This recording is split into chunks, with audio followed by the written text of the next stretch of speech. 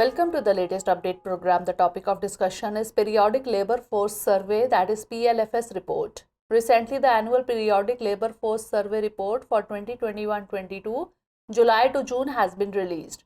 The report is based on the survey for the period July 2021 to June 2022. The recently released data by the National Sample Survey Office or NSSO and the National Statistical Office or NSO. It shows the process of structural change in the Indian economy, especially in relation to the agriculture and manufacturing sectors. Notably, the National Statistical Office or NSO launched the Periodic Labor Force Survey in April 2017. Now moving on to the key points. Farm sector's share in the country's employed labor force at 45.5%.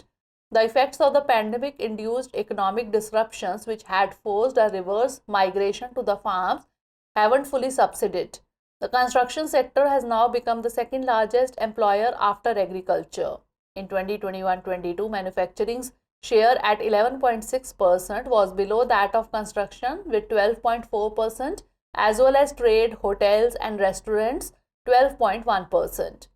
In 2021-22, the GVO from agriculture, forestry and fishing was estimated at Rs 50.71 lakh crore. There is not much labor transfer taking place from farms to factories.